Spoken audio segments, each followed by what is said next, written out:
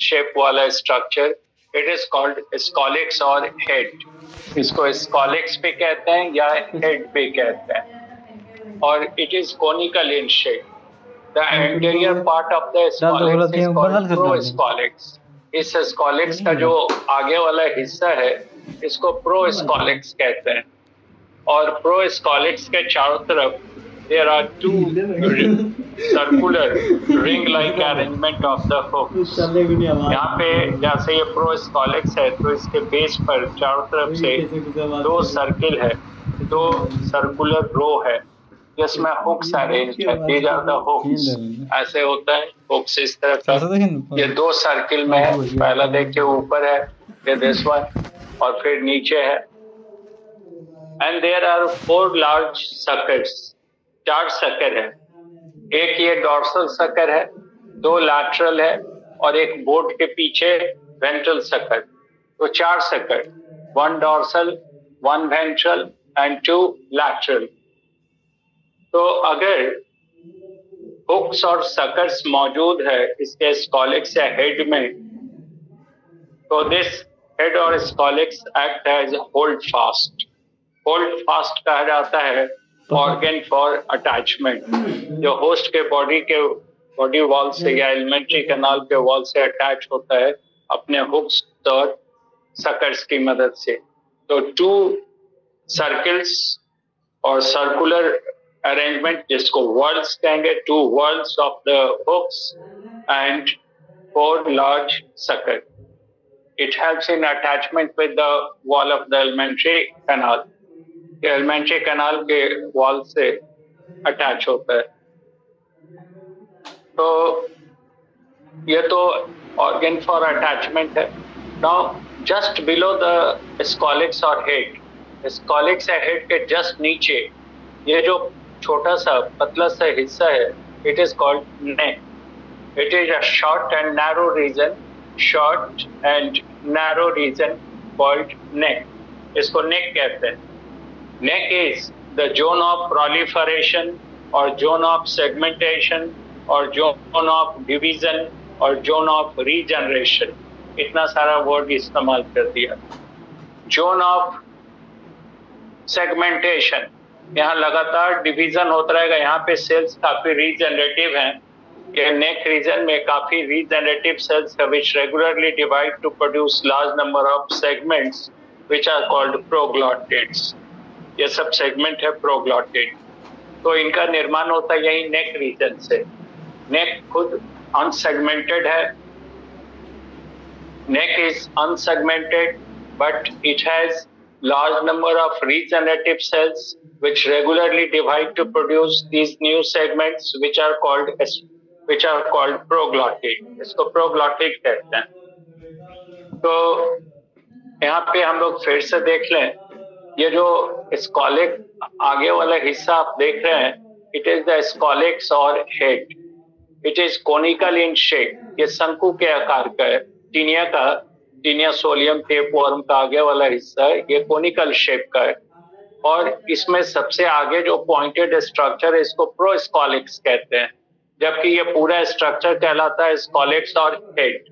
आगे वाला हिस्सा प्रोस्कॉलिक्स, और प्रोस्कॉलिक्स के बेस पर there are two ring like arrangements of hooks। ये जो hooks हैं they are arranged in two circular ring like arrangements। और यहाँ पे large suckers हैं, चार हैं। एक तो dorsal sucker है, दो lateral sucker है, ये और ये lateral है, बीच में dorsal है, और एक बोर्ड के पीछे है ventral। तो हम लोग ये समझ सकते हैं कि अगर काफी ज्यादा संख्या में हुक्स है और चार बड़े बड़े सकर्स हैं स्कॉलिक्स में, तो scolex is the holdfast. Holdfast कहा जाता ऑर्गन फॉर अटैचमेंट। इसी की मदद से ये एलिमेंट्री कैनाल के वॉल से अटैच होता है। तो head has nothing to do with injection of food. Head food को इंजेस्ट नहीं करता है, इसमें माउथ नहीं है। एक्चुअली इसमें एलिमेंट्री कैनाल भी नहीं है, तो ये डाइजेस्टेड फूड को एब्जॉर्ब करता है, डाइजेस्टेड और सेमी डाइजेस्टेड को। तो हेड का काम हो गया अटैचमेंट।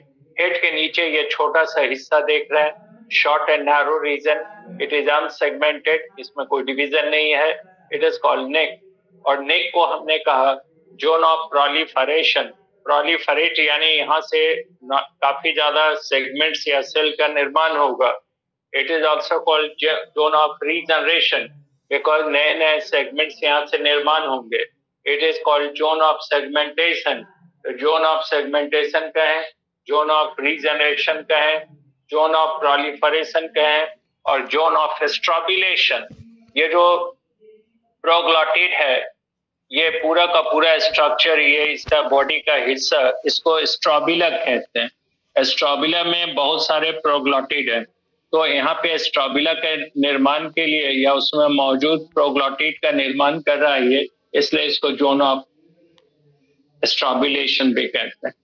तो मामला यह है कि अगर टीनिया का स्कॉलेक्स हो और छोटा सा हिस्सा इसका नेक का अटैच हो, छोटा सा पार्ट नेक का अटैच हो इसके स्कॉलेक्स से, तो it can regenerate the whole body. ये पूरे शरीर का निर्माण कर लेगा. काफी ज्यादा है रीजनरेशन का क्षमता है इस नेक रीजन में. अब नेक के बाद ये वाला हिस्सा पूरा लंबा देख रहे हैं, इट इज स्ट्रोबिला. ये पूरा स्ट्रक्चर है स्ट्रोबिला. अब स्ट्रोबिला में बहुत सारे प्रोग्लॉटिड हैं. ऊपर की ओर, ऊपर से अगर देखें तो ये यंग प्रोग्लॉटिड हैं. इनकी संख्या है 150 यंग प्रोग्लॉटिड्स और इमैच्योर्ड प्रोग्लॉटिड, जिसमें सेक्सुअल ऑर्गन्स या जो रिप्रोडक्टिव ऑर्गन्स है वो डेवलप नहीं हुआ है, तो उसको कहते हैं यंग और इमैच्योर्ड प्रोग्लॉटिड. तो नेक के जस्ट बाद इमैच्योर्ड या यंग प्रोग्लॉटिड होता है, जिसका नंबर होता है लगभग 150. इसमें रिप्रोडक्टिव ऑर्गन्स डेवलप नहीं है. इसके बाद बीच का हिस्सा, पूरा बीच का हिस्सा, it is made up of the matured proglottids. Matured proglottid जो हैं, ये each and every proglottid contains a complete set of male and female reproductive organ. यानी हर प्रोग्लॉटिड में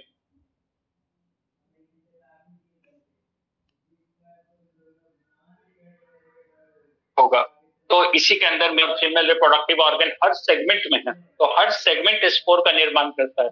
तो चूंकि मेल और फीमेल रिप्रोडक्टिव ऑर्गन दोनों हैं, that's why it is monoecious hermaphrodite कहेंगे, जिसमें मेल और फीमेल गैमेट दोनों बन रहा है, हर सेगमेंट में बन रहा है.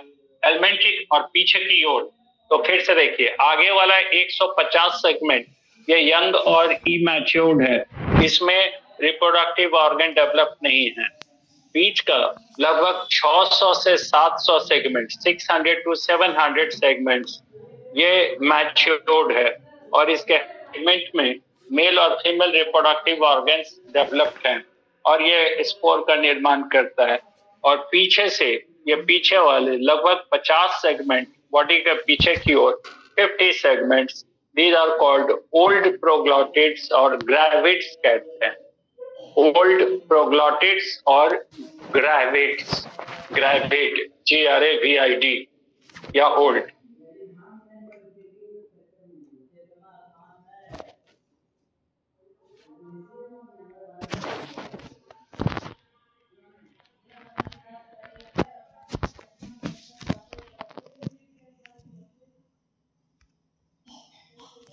filled with spores, इसमें भरा होता है सिर्फ स्पोर. तो आप फिर से देखिए,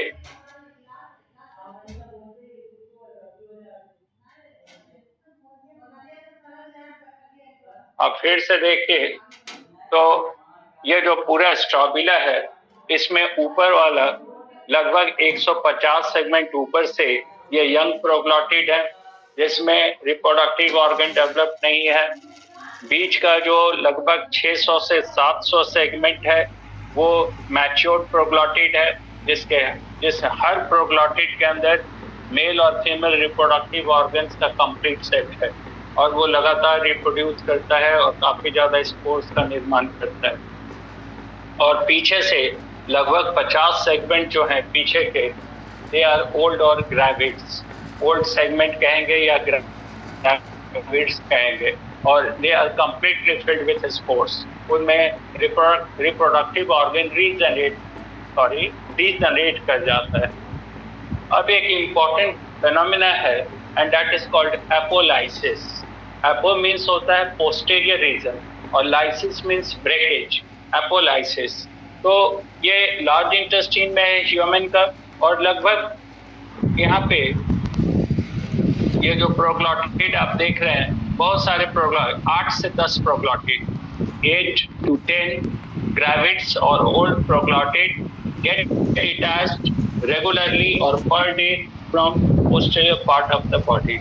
इसके posterior part से हर दिन 8 से 10 सेगमेंट डिटैच हो जाता है, इसको ओल्ड प्रोग्लॉटिड कह रहे हैं।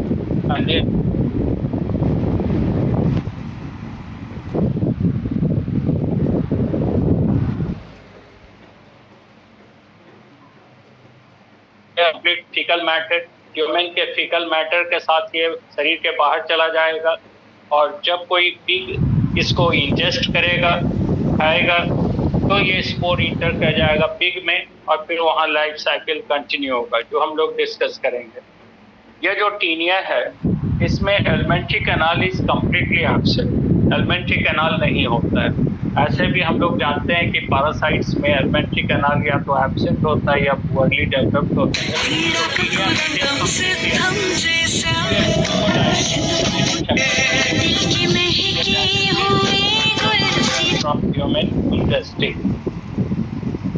टीनिया का 2 टाइप है, एक तो टीनिया सोलियम जो हम लोग डिस्कस कर रहे हैं, और दूसरा है टीनिया सैटिनाटा, दोनों को टेपवर्म भी कहते हैं। टीनिया सोलियम ह्यूमन में पैरासाइट है, और टीनिया सैटिनाटा ये डॉग वगैरह में होता है। इसकी लंबाई ज़्यादा होती है, 10 से 12 फीट होता है, या उससे भी ज़्यादा हो सकता है इसकी लंबाई। तो ये तो स्ट्रक्चर हो गया। फिर से देख लीजिए, ये प्लैटीहेल्मिन्थ है। Taenia belongs to the phylum platyhelminth. Platyhelminth हम लोग जानते हैं, body dorsoventrally flat, body is ribbon shape, ये रिबन कह जाए। फिर से कनेक्ट करो रे, फिर से अति करके करो, देखो आ जाएगा। लीव हो, मीटिंग से लीव हो, लीव हो। बड़े ऐसे कर देंगे, वो ऐसे करने से नहीं होगा, तो फिर से कनेक्ट करो, कनेक्शन फिर से लेगा ना, मीटिंग से लीव हो जाओ। हो गया।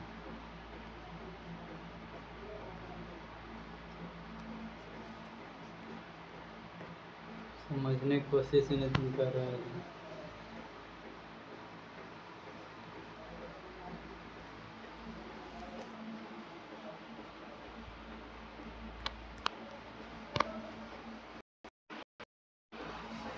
हो गया।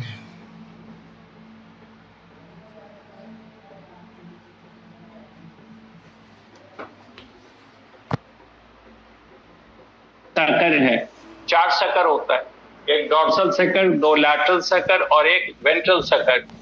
तो हुक्स और सकर के कारण ये ध्यान में रखिएगा कि स्कॉलेक्स या हेड का काम यहाँ फूड को इंजेस्ट करना नहीं है, इसका काम होता है अटैचमेंट, इसलिए, और इसको होल्ड फास्ट भी कहते हैं। It acts as holdfast यानी ऑर्गन फॉर अटैचमेंट। नीचे का जो हिस्सा है neck, it is short and narrow region, it is unsegmented, but it has great power of division or regeneration. It produces large number of segments which are called proglottid, which are added to the strobila from anterior part. आगे से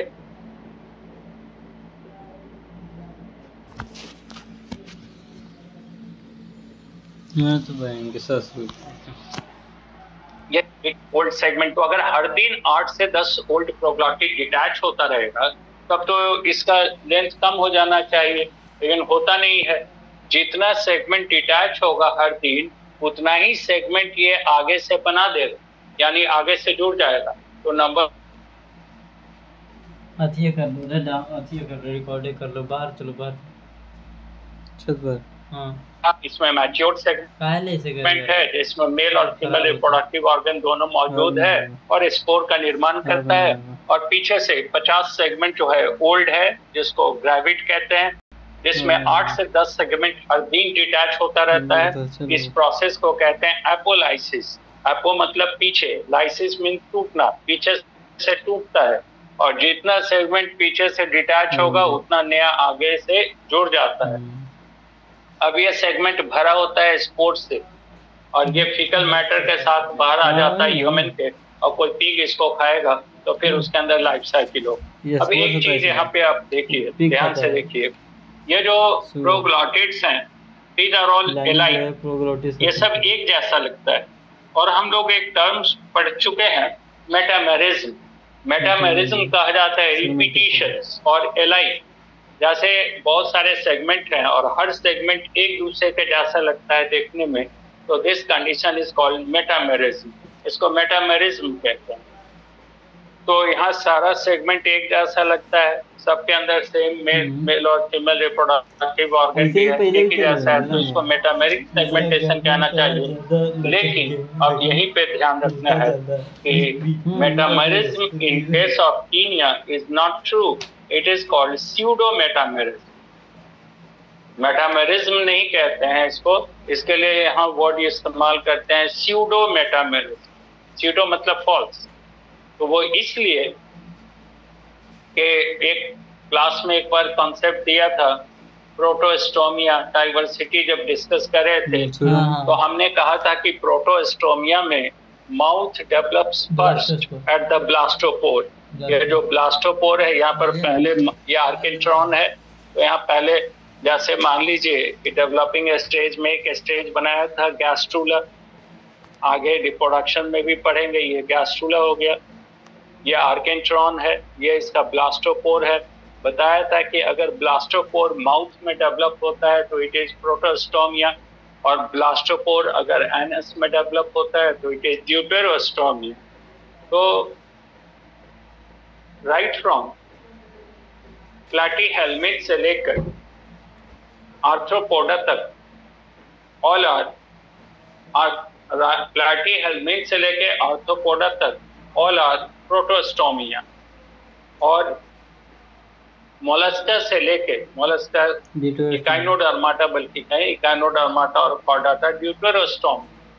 तो Protostomia में mouth develop होता है पहले, तो आगे वाला जो सेगमेंट होगा हेड के तरफ से, वो सेगमेंट यहाँ पे पूरा ना होगा, बिकॉज ये पहले डेवलप हुआ। जैसे जैसे पीछे ले जाएंगे सेगमेंट नया होता जाएगा, लेकिन यहाँ देखिए उल्टा है, यहाँ आगे वाला सेगमेंट नया है और पीछे वाला पुराना है। जैसे एनेलिडा में देखिए, तो एनेलिडा का जो आगे का सेगमेंट है वो पुराना है, अर्थुआम वगैरह केचुआ का आगे का सेगमेंट पुराना है, पीछे का सेगमेंट नया है। यहाँ उल्टा है, यहाँ आगे का सेगमेंट नया है बिकॉज ये निर्माण हो रहा है इस नेक रीजन से, और पीछे वाला सेगमेंट पुराना है। That's why it is pseudo metamerism. इसका एक्सप्लेनेशन लोग देते नहीं हैं, पूछेगा तो इधर उधर जवाब देंगे या वर्ड यूज ही नहीं करेंगे स्यूडो मेटामेरिज्म।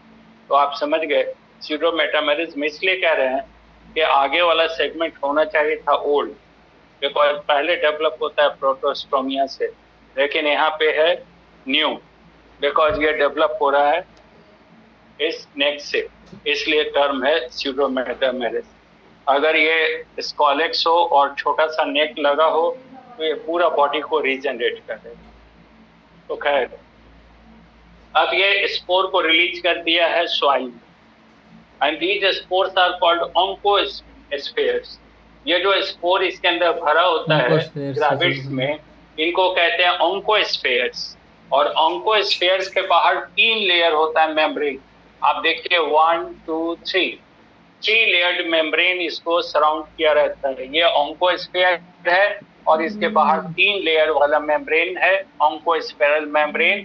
और ये स्टेज है, ये डेवलपिंग स्टेज कहलाता है ऑन्कोस्फेयर, स्पोर्स भी कहते हैं। तो these spores remain in the soil along with the fecal matter. Now when a pig ingests the oncosphere, जब कोई पिग oncospheres को ingest करेगा, तब उसको निगल लेगा, तो ये पहुंच जाएगा स्टमक में, और वहां पे ये oncospheral membrane will break under the influence of digestive enzyme. ये oncospheral membrane break कर जाएगा digestive enzyme के कारण, और तब ये लार्वा फ्री हो जाएगा। इसको हेक्साकैंथ लार्वा कहते हैं। तो हेक्साकैंथ लार्वा कहाँ रिलीज हुआ? In the small intestine of pig. ये जब ऑन्कोस्फेरल मेम्ब्रेन टूट गया बाहर का मेम्ब्रेन, तो ये कहलाया हेक्साकैंथ लार्वा। और हेक्साकैंथ वर्ड यूज किया, नाम से मालूम है, हेक्सा मतलब 6 हुक्स हैं, यानी 3 पेयर्स ऑफ हुक्स, 1 2 3, यहाँ लिख दिया 3 पेयर्स ऑफ हुक्स, इसलिए नाम है हेक्साकैंथ लार्वा। अब ये हेक्साकैंथ लार्वा जैसे मान लीजिए एलिमेंट्री कैनाल में है तो यहाँ फ्री हो गया, तो अब ये अपने हुक्स की मदद से एलिमेंट्री कैनाल के वॉल को, म्यूकोसा को तोड़ कर चला आता है ब्लड सर्कुलेशन। ये चलाया ब्लड में, ये एलिमेंट्री कैनाल में ये था, अपने हुक की मदद से म्यूकोसा को तोड़ा और इंटर कर गया ब्लड कैपिलरी में, जो एलिमेंट्री कैनाल के वॉल में, यानी अब चलाया ब्लड सर्कुलेशन। ब्लड सर्कुलेशन में आने के बाद ये अपना हुक्स को डिटैच कर देता है, अब हुक्स खत्म हो गया और ब्लड के साथ ये बॉडी के डिफरेंट पार्ट में मूव करेगा, जैसे मसल्स में, आईज में, हेड, ब्रेन में, लंग्स में, हार्ट में, लीवर में, किडनी में, कहीं भी जा सकता है। और वहां जाने के बाद इट विल बिकम सेटल्ड, अब वहां पे स्थिर हो जाएगा, and it will develop into this larva which is called Cysticercus larva। अब ये जो हेक्साकैंथ था उसको हटा दिया और ब्लड के डिफरेंट ऑर्गन में पहुंच गया। वहां जाने के बाद अब ये अपने चारों ओर एक मेम्ब्रेन डेवलप करता है जिसका नाम है सिस्टीसर्कस सेलुलेज मेम्ब्रेन, सिस्टीसर्कस सेलुलेज मेम्ब्रेन, और ये उसके अंदर ये लार्वा मौजूद है इस मेम्ब्रेन से कवर। अब जो पिग है इसके मसल्स में, हार्ट में, लंग में, लीवर में, ब्रेन में, कहीं भी ये होता है, सिस्ट, हजारों लाखों की संख्या में ये सिस्ट मौजूद हैं, तो that condition is called cysticercosis. तो सिस्टिसर्कोसिस अकर्स इन पिग्स, उसका मसल से लेके बॉडी का कोई भी ऑर्गन में, विसल ऑर्गन में सिस्ट मौजूद है, ये वाला सिस्ट जिसको हम लोग सिस्टिसर्कस लार्वा कहते हैं, ये मौजूद है हजारों की संख्या में। अब इस तरह का इन्फेक्टेड या मीजली पोर्क को, इस तरह का इन्फेक्टेड या मीजली पोर्क को कोई ह्यूमन खा ले तो ये सिस्टिसर्कस लार्वा पहुंच जाएगा ह्यूमन के इंटेस्टाइन में, और वहां पे इंटेस्टिनल एंजाइम से सिस्टिसर्कस सेलुलेज मेम्ब्रेन टूट जाएगा and this larva will become free, and now इसको कहेंगे ब्लैडर वर्म। तो ब्लैडर वर्म डेवलप हो जाएगा कहाँ पे, सिस्टिसर्कस सेलुलेज मेम्ब्रेन टूटेगा ह्यूमन के इंटेस्टाइन में, अगर ह्यूमन खा लिया उस तरह के पिग को तो, और वहां पे ये मेम्ब्रेन टूटने के बाद this larva will develop into bladder worm, and within few months the bladder worm will develop into matured taenia, ये डेवलप हो जाएगा टीनिया। तो that is the life cycle. तो टीनिया, एडल्ट टीनिया के कारण जो पैथोजेनिसिटी है it is called taeniasis, और जो पिग वगैरह में हो रहा है सिस्टिसर्कस लार्वा जो इकट्ठा है दैट इज सिस्टिसर्कोसिस। तो पहले लोग ये मानते थे इस पर, बल्कि बिहार वगैरह में मेडिकल में बहुत पहले क्वेश्चन भी आया था कि in which one of the following countries the cysticercosis doesn't occur in human, और taeniasis doesn't occur in human, taeniasis कहाँ नहीं होता है, तो आंसर था वहाँ पे अरेबियन कंट्रीज। तो जहाँ मुस्लिम पॉपुलेशन है, पिग नहीं खाते हैं, तो माना गया कि उनको नहीं होगा, लेकिन ऐसी बात नहीं है। अब तो ये देखा जा रहा है कि ऑटो इन्फेक्शन और रिवर्स पेरिस्टाल्सिस, अब देखिए ये ऑन्कोस्फेयर लार्वा रिलीज हो गया पेशेंट के फिकल मैटर के साथ पड़ा हुआ सॉइल में, उसको पिग नहीं खाया, वो सॉइल में पड़ा हुआ, लेकिन उसके कांटेक्ट में आ गया वाटर, या हम लोग जो वेजिटेबल सब्जी वगैरह खाते हैं ठीक से अगर उसको नहीं किया गया वॉश, तो वो तो उसमें ये ऑन्कोस्फेयर होगा। अब उसको जब कोई पर्सन पानी या इस तरह का फूड जब लेगा तो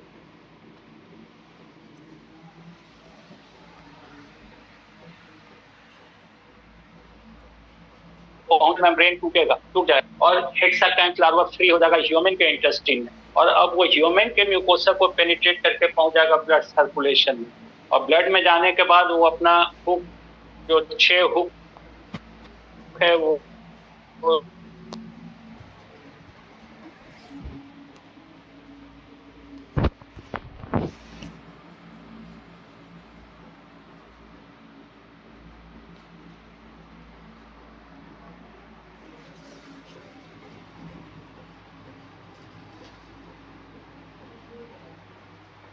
हाजीपुर वाला एरिया है, वहाँ सिस्टिक सर्कोसिस बहुत कॉमन है, बहुत कॉमन।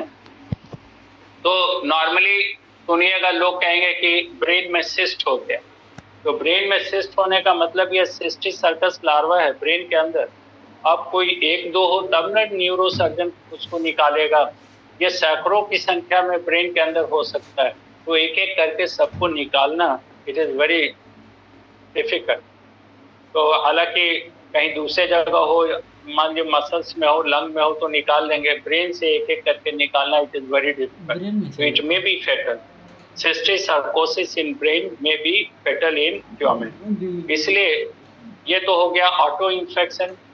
वो तो पिग खाया नहीं कोई पर्सन, उसको तो कोई वेजिटेबल या पानी या कोई चीज लिया, खाना लिया, उसके साथ सिस्टिक सर्कस, उसके साथ ऑन्कोस्फेयर लार्वा चला गया उस ह्यूमन में। वो तो पिग नहीं खाया, फिर भी उसको वेजिटेरियन है, लेकिन फिर भी उसको इन्फेक्शन हो गया टीनियासिस। और उसी तरह रिवर्स पेरिस्टाल्सिस से भी होता है।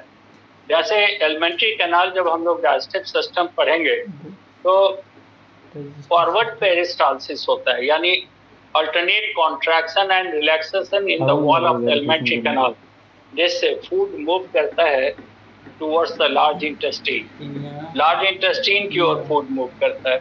लेकिन अगर रिवर्स पेरिस्टाल्सिस हो जाए, यानी लार्ज इंटेस्टाइन से वो वापस आने लगे ये स्मॉल इंटेस्टाइन स्टमक में, तो it is called reverse peristalsis. तो कभी कभी जैसे ये सिस्टिक सर्कस जैसे टीनिया है, और टीनिया का ये एपोलाइसिस हुआ, ये मान लीजिए 8 से 10 सेगमेंट ये डिटैच कर दिया, अब ये फिगर वहाँ पे लार्ज इंटेस्टाइन में है, और वहीं से रिवर्स पेरिस्टाल्सिस हो गया तो पहुंच जाएगा स्मॉल इंटेस्टाइन में, और वहीं पे इसका ऑन्कोस्फेरल मेम्ब्रेन टूटेगा और वो इंटर कर जाएगा ह्यूमन के ब्लड सर्कुलेशन में, इट विल कॉज सिस्टिक सर्कोसिस। तो दैट्स व्हाई अब ये नहीं कहेंगे कि cystic सर्कोसिस occurs only in pig. Cystic sarcosis may occur in human due to reverse peristalsis, and teniasis may also occur in human due to auto-infection. Auto-infection से हो सकता है। तो ये तो हम लोगों ने पढ़ लिया। पैथोजेनेसिटी है कि टीनियासिस में जो सिम्टम है वो माइल्ड है, थोड़ा इरिटेशन होगा। ये जो हेलमिंथ है ये टॉक्सिन रिलीज करेगा तो थोड़ा सा उससे नर्वसनेस होगा। ये न्यूट्रिशनल डिफिशियंसी कॉज करेगा, बिकॉज डाइजेस्टेड फूड को ये लगातार एब्जॉर्ब कर रहा है, तो पर्सन को न्यूट्रिशनल डिफिशियंसी होगा, इरिटेशन होगा, नर्वसनेस होगा, बट डेथ नहीं होगा। It is not fatal, taeniasis is not fatal. लेकिन अगर सिस्टिक सर्कोसिस हो गया तो it may be fatal, because जिस ऑर्गन में भी होगा उस ऑर्गन को ये डैमेज कर देगा। तो प्रोफाइलैक्सिस है कि अनहाइजीनिक जो कंडीशन है उसको नहीं रखना। कोई भी फूड या कोई वाटर ले रहे हैं तो बिल्कुल उसका साफ सफाई होना चाहिए। दूसरी बात, पिग इन्फेक्टेड पिग वगैरह को खाने से बचना चाहिए। और ट्रीटमेंट में है एंटी हेलमिंथिक ड्रग, जो भी डॉक्टर प्रेस्क्राइब करें, हेलमिंथ को खत्म करने वाला एंटी हेलमिंथिक ड्रग, ये सब इस्तेमाल करते हैं। तो ये हो गया टीनिया। अब ब्रेक के बाद हम लोग डिस्कस करेंगे ऊचर एरिया पैंक्रोफ्टी, दैट इज फाइलेरिया।